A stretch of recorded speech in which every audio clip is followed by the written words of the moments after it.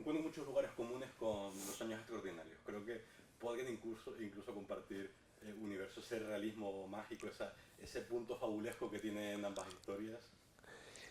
Creo que lo que las une es la libertad que me he dado al afrontarlas.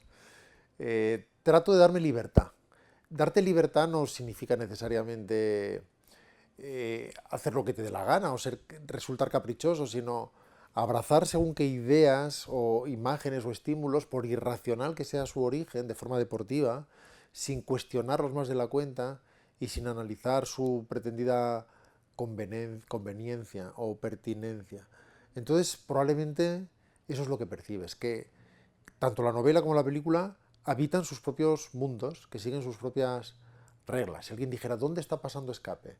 Está pasando en Escape, está pasando en su propia frecuencia de radio, en su propia frecuencia vibratoria.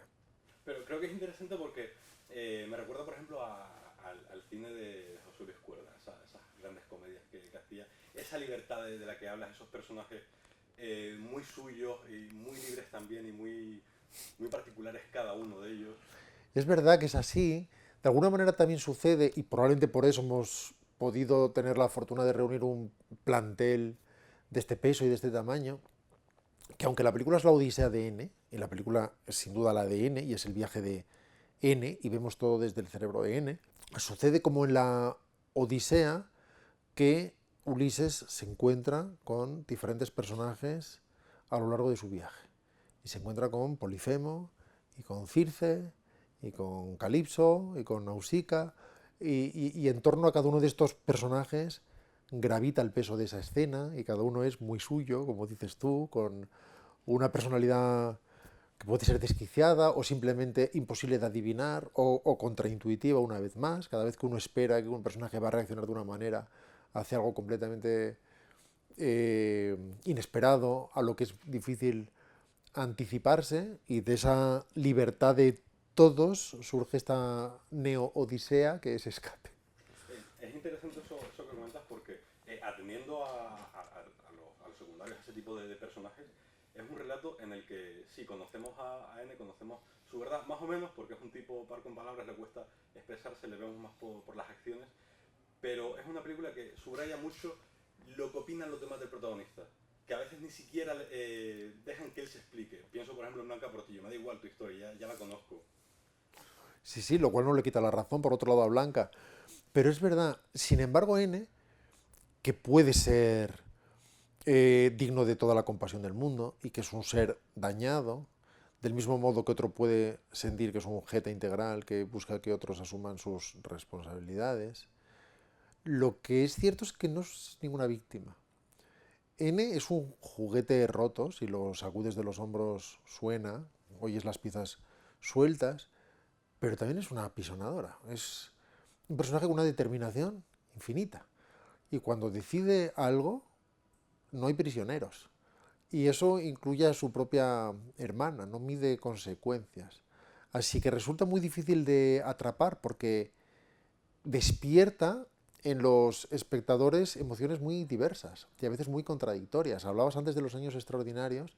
Si algo une, por ejemplo, a Jaime Fanjul en los años extraordinarios y a N en Escape, es que ninguno de los dos hace el menor esfuerzo porque lo quiera, ni el lector ni el espectador. Pero el espectador decide adoptarlos y sentir compasión por ellos más allá de sus propios deseos.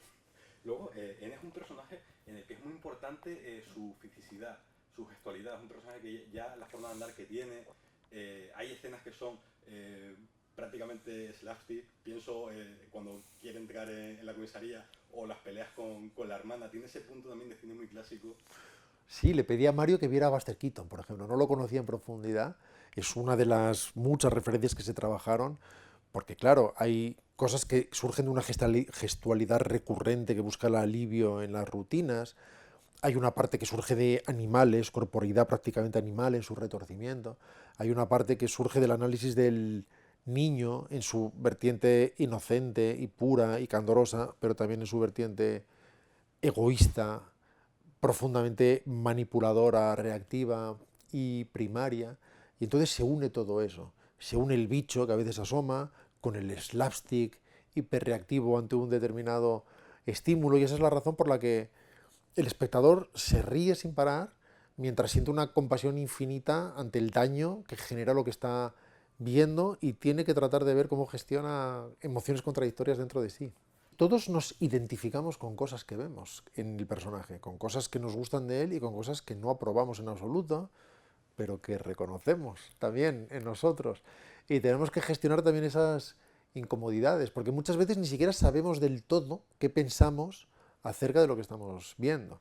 De hecho, en estos días, cuando hemos hecho este tour presentando la película en diferentes capitales y con coloquios posteriores, con cines afortunadamente abarrotados que te permiten testar la energía de la sala, lo primero que ves al acabar la película es varios centenares de rostros tratando de hacer la digestión, tratando de procesar qué han visto, qué tipo de viaje han hecho y sobre todo cómo se sienten al respecto. Al principio ni siquiera tienen muy claro cómo se sienten al respecto. Si han visto un final feliz, han visto un final espantoso, si N es estupendo, si N es un bicho del que hay que mantenerse alejado, y generalmente todo es verdad a la vez. Pues Rodrigo, muchísimas gracias, ha sido un placer y que haya mucha suerte con la película. Pues en placer compartido, así que lo consideraremos un empate.